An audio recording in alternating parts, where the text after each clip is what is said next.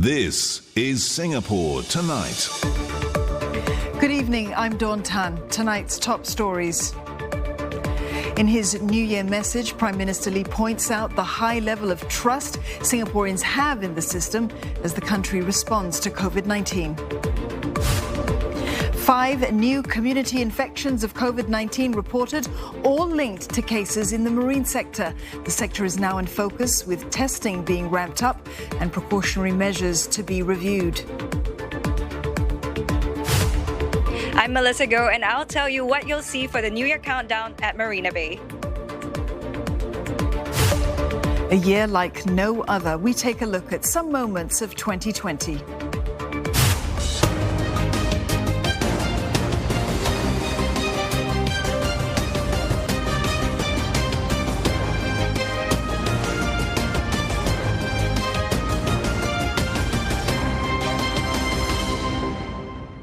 The high level of trust Singaporeans have in the system has stood out in the country's COVID-19 response. In his New Year message, Prime Minister Lee Hsien Loong says that this has helped Singapore avoid major divisions in the community that have happened elsewhere. He's also urged Singaporeans not to falter in this final stretch in the fight against the pandemic. One small step for man, one giant leap for recovery. Even before the arrival of vaccines in Singapore, the gears were set in motion to stem losses amid the pandemic. 5 budgets totaling nearly 100 billion Sing dollars have been passed to keep businesses afloat and workers employed. Even as things gradually improve, Prime Minister Lee Hsien Loong says Singapore's economy is not yet out of the woods, although signs of stabilization are starting to emerge, with employment picking up and MNCs making significant new investments. Mr. Lee adds that he looks forward to a rebound in 2021, although recovery won't be smooth and with activity likely to remain below pre-COVID levels for some time. For instance, even though Singapore has largely kept local infections down, imported cases from returning citizens or from construction workers and foreign domestic workers resuming work could result in community infections. Despite such uncertainty, Mr. Lee is urging Singaporeans to emerge stronger from the shared experience of this crisis. He added that the renewal of the people's mandate from the general election showed that Singaporeans are confident in the PAP government to ride through the crisis. He says the government will continue to strengthen the social compact and give every Singaporean equal opportunity to do well, to take advantage of opportunities in a different world. Mr. Lee adds that Singaporeans must come together to rebuild better and stronger from what he calls the defining crisis for this generation. He says a new generation has shown what it takes to make Singapore survive and succeed, but the fight against COVID-19 continues, and there will be new and unexpected hurdles in the months and years ahead. Despite this, Mr. Lee says he's confident Singapore will blaze a path forward if everyone stays together as one. Capping off a year like no other, countdown festivities are also unique this year. There are no big crowds or outdoor concerts to ring in the new year. Instead, celebrations are going virtual to keep people safe. Melissa Goh joins us live from the float where MediaCorp's Let's Celebrate 2021 will be aired from. Good evening, Mel. Tell us more about what's going on where you are. Well, it's just 2 hours to midnight and less than half an hour to the start of the Let's Celebrate 2021 countdown show. And, I'm at Marina Bay. It's typically the heart of the action on New Year's Eve and typically bustling with crowds.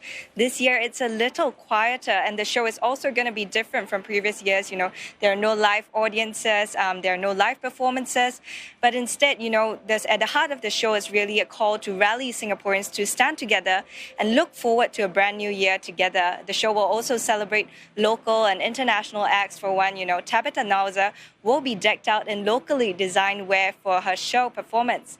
And I'm told that there's something to look out for because they're filmed all around the Marina Bay area and feature various spots like, the Helix Bridge. So that's something to look forward to. And despite the fact that there is no audience here, there will still be plenty of interaction going on, just that it's moving to social media.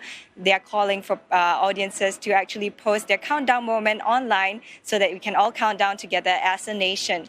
Apart from that, later on in the show, there will be special New Year messages from Prime Minister Lee Hsien Loong and Deputy Prime Minister Heng Swee Keat during the show. I got a chance to speak to the show's host, Jean Danker, earlier on. I am so excited about tonight hosting the show with Joachim, and audiences can look forward to a lot of things. We've got international performers. We've got Ronan Keating, Benny Tone tonight, Jeremy Zucker. We've got local artists performing as well. And then, we've got us hosting the show all the way from 10:30. We hope everybody joins us and has a nice house party. Mel, how else will Singapore ring in the new year? Well, definitely, we can't miss the fireworks and the light show. Well, the fireworks this year won't be coming out from Marina Bay, which is the typical tradition. Instead, it'll be coming out from 11 different heartland locations, lighting up the sky. And some of you may, in fact, be treated to a front row seat of the colorful explosion in the sky. But if you don't have a good view, don't worry, because it'll also be aired on MediaCorp's Let's Celebrate 2021 show. Apart from that, a lot of it, as you mentioned, is going virtual. The People's Association will be hosting lots of online games and online quizzes to replace the typical community gatherings that they usually have. Apart from that, here at Marina Bay, there will be a 3-minute animated light sequence every 15 minutes. We've just missed it, but it will come out again later. And there will also be light projections on the various buildings, such as the Art Science Museum. It's also drawn some people who are looking for a tinge of the festivities down here to the area, and my colleague had the chance to speak to them too. I just got to know today that there is no fireworks today. It's only at the neighborhood itself. So here I am just walking, just gonna go to the shopping malls, or just hopefully that there'll be lightings around later on, just to enjoy. It's definitely something to look forward to every year because, there's a countdown and a lot of parties going on, and you can't have any of that this year. So it's something you can't really get used to it. Still, Singapore just entered phase 3 just days ago. So caution is still the name of the game. Safe management checks, in fact, are going to be stepped up during this festive period. So still, so that we can all ring in the new year with safety in mind and not forgetting the threat of COVID-19 that still remains very real. We're very much looking forward to that countdown in just under 2 hours from now. Melissa, thank you very much for that. Melissa Go there live from the float. Now, she'll bring you more of the countdown in just a couple of hours as well, so stay tuned for that. Meantime, Singapore has reported 30 new COVID-19 cases, including 5 in the community. Now, that is the highest number of community cases in 4 months. 2 of the local cases are family members of a previously reported case who works as a marine surveyor. The other 3 are a family cluster involving a harbour pilot whose infection was detected through rostered routine testing. The Health Ministry says that it's aggressively tracing and testing close contacts of the community cases to prevent further transmission. It will also start a special testing operation for those who had boarded the ships that the 2 infected marine cases had worked on. Harbour pilots, marine surveyors and ship repair workers will also be tested in the coming days. That's regardless of their routine testing schedule. The ministry will also review the need to tighten precautionary measures for these workers. The remaining 25 new cases are imported. They'd been placed on stay-home notice or isolated upon arrival here in Singapore. Singapore has extended the relief period for event and tourism-related contracts for another month until the 31st of January. This will give businesses and individuals who are affected by COVID-19 more time to negotiate so that they can minimize forfeiture of deposits and perhaps cancellation charges. Now, the Law Ministry says that with Phase 3, there will be more scope to make alternative arrangements and adjustments to tour or event bookings. Parties are also strongly encouraged to negotiate the matter if the contracted event cannot proceed due to COVID-19. They should only apply for relief if they can't reach an agreement. The relief periods for other contracts covered by the COVID-19 Temporary Measures Act remain unchanged. Co-chairs of Singapore's COVID-19 Multi-Ministry Task Force, Health Minister Gan Kim Yong and Education Minister Lawrence Wong will deliver ministerial statements on the government's response to the pandemic in Parliament next Monday. This comes just days after Singapore moved to its third phase of reopening and started its COVID-19 vaccination exercise. The discussion on vaccines, well, that will be a hot topic as 8 MPs have asked about the COVID-19 vaccine rollout. Other questions include those on scam cases and the recent misdiagnosis and treatment of breast cancer patients at Khoo Teck Puat Hospital. The Communications and Information Ministry will be introducing an amendment bill on electronic transactions. 4 other bills are slated to be read for a second time. Deputy Prime Minister and Finance Minister Heng Swee Keat will deliver Singapore's 2021 budget statement on the 16th of February. The event in Parliament will be broadcast live on television and radio, and there will also be a live webcast on the Singapore Budget website. Mr. Heng notes that while the COVID-19 pandemic has been contained locally with vaccinations ongoing, the overall outlook remains uncertain. And should the situation take a turn for the worse, Singapore is ready to respond and adapt. Budget 2021 will focus on the economy, workforce, society, sustainability, as well as becoming a safe and smart nation. Various channels for feedback have been set up, and Singaporeans can continue to provide their views until the 8th of January next year. Muslims here in Singapore may not be able to perform their Umrah pilgrimage until at least the third quarter of next year. Alif Amshar with this report. For Mr. Hafiz Kusairi, performing the Umrah has always been a family affair, starting with his first trip in 1997. More than a decade later, it was his turn to take his wife and son for Umrah. But his mother has bigger plans. She wants her entire family of 15, including her 5 grandchildren, to perform their Umrah together. She finds meaning in worship if the family member is very much involved in it. She's been mentioning it since 2014, 15. And then we decided that 2020 was actually the best time given our respective circumstances. But because of COVID-19, this dream is now on hold. In years past, about 20,000 Singaporeans perform their Umrah annually. This can be done at any time of the year, unlike the annual Hajj, which has to be done on specific dates according to the Islamic calendar. Now, such trips are not only challenging but risky. The top concern, pilgrims being infected with COVID-19 overseas. So to safeguard their well-being, the Association of Muslim Travel Agents of Singapore has decided not to resume Umrah trips for Singaporeans. It should be in line with whatever has said by the government of Singapore. They predict that the vaccination should be available for the rest of Singaporeans at the third quarter of 2021. So we hope until then, the Umrah will be put on hold. For the time being, UMTAS is reminding people not to make any Umrah registrations or payments to travel agencies until it has given the green light. Costs for Umrah packages are also expected to rise because of COVID-19 testing and other requirements.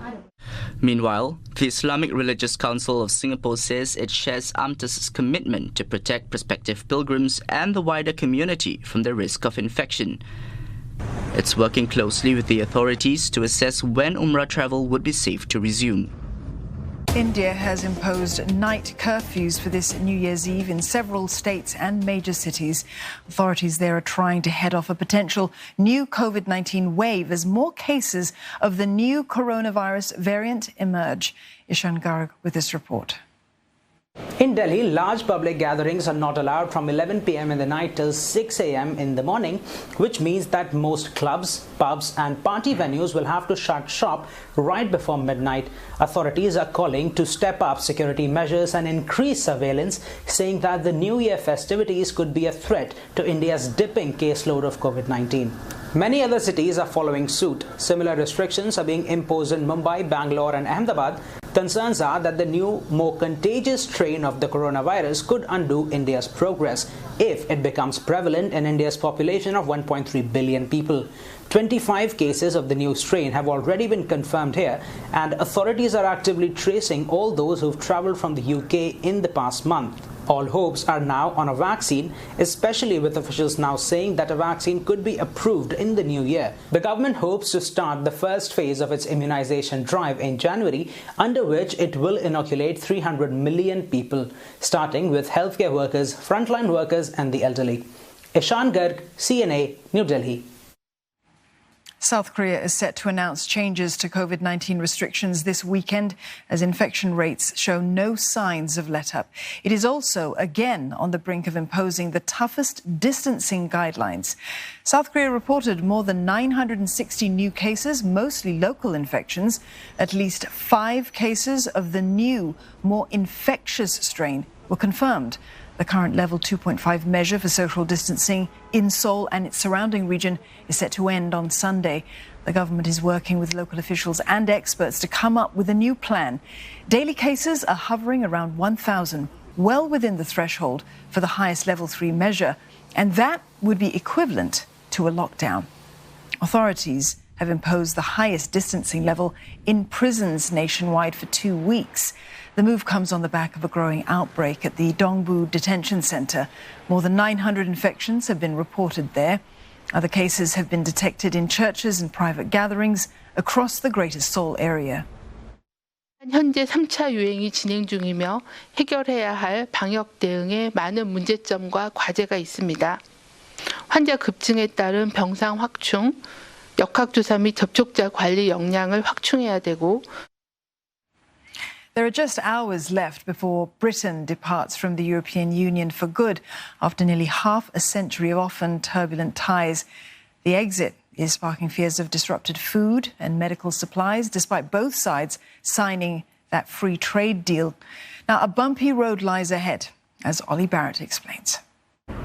It's inevitable that we will see disruption of some sort in the coming days and weeks and months. It's very difficult to predict exactly how bad things are going to get. Many companies and individuals are very well prepared indeed, others less so. The government has been urging firms for some time to be as prepared as they can be for January the 1st. It's been difficult for many of those businesses because they haven't known exactly what reality they're going to be facing come January the 1st, not until that deal was done and dusted with the European Union right up against the deadline. So we may well see some disruption to haulage and freight movements between the two continents. We may well see some disruption for individuals travelling to and from the European continent. Now all of those rules have changed, but we are now just hours away from that change taking place. 11 p.m. local time in London is when it kicks in, because that is midnight in Brussels.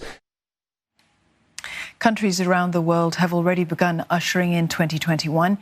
This new year is being celebrated like no other amid the ongoing global pandemic. New Zealand, which has managed to eliminate the coronavirus threat in the country, rang in the new year with a bang.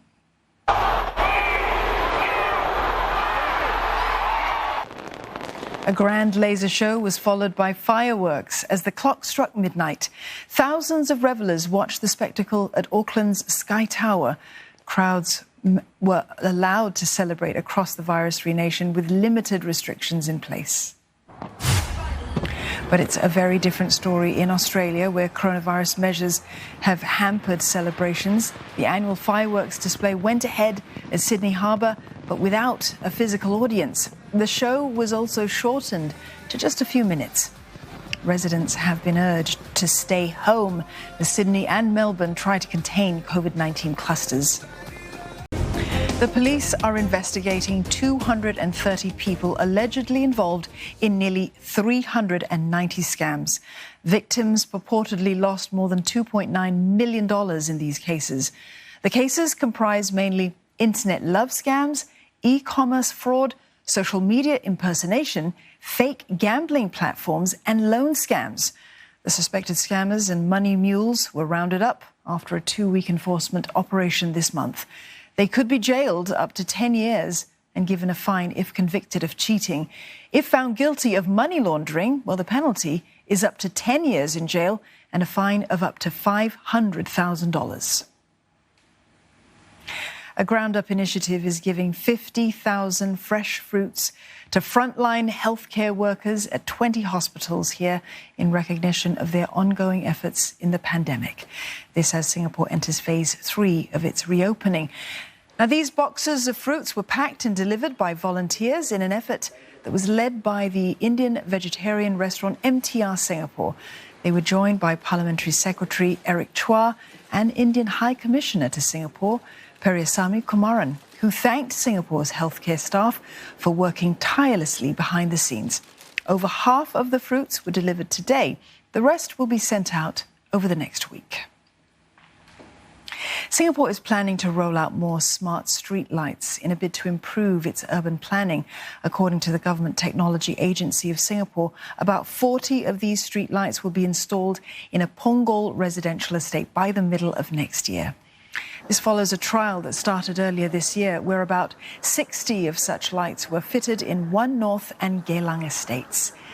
This camera that's attached to the lamppost, well, it can count the number of people at a bus stop and track how fast mobility devices like bicycles are going. The developers say that such information can help optimize bus frequency and the placement of future traffic lights. The team is also working on different CCTV designs. For the first time in Singapore hockey history, the head coach of the men's team will have 2 of his sons under his wing. This comes with the appointment of Krishnan Vijayan, who takes over at the helm on Friday. But kinship or not, the former national player vows that there won't be any preferential treatment. We are playing against Malaysia, and this is the goal I scored, and we beat Malaysia 1-0. Like father, like son. Both are in the same team, one a forward, the other a no-nonsense trainer. One thing about my dad, he's definitely a very, very disciplined, vocal and loud coach. He demands consistency, he demands discipline. Together with Dinesh Raj, Hari Raj follow in his father's footsteps. But the coach is adamant blood relations won't cloud his decisions. Do I favour players? Yes, I do. Players who are accountable, players who are more of a team player, who works hard and coachable. In the beginning, I had my reservation, especially for Dinesh, where we were preparing for the 2017 SEA Games. The head coach then, Rajan, he asked me to pick my 16, which I picked, excluding my son. But he picked his 16, with my son included. Vijayan has already got the hang of his new role. The 55-year-old was assistant coach for 4 years. He had also taken on more responsibilities since March, as the previous head coach is a Malaysian and couldn't come to Singapore due to border restrictions. And he's eager to get down to business. He wants to play the team in more international meets, from the current 5-year to about 20. He has been tasked to lead the team to the Asian Games in 2 years' time. There's also a long-term goal of winning the SEA Games by 2029, and that will probably mean dethroning the region's powerhouse, Malaysia. I'm going to hit them hard on their physical conditioning, because what lacks between us and our neighbours is our strength, our physical strength. And so I'm going to work a lot on weight training, speed training. That's what's going to greet the team when they return on Monday. That's one very proud dad. Well, this has been Singapore Tonight. Before we go, here's a look behind at 2020. Stay safe and enjoy the new year. Good night. Hi, I'm Scott.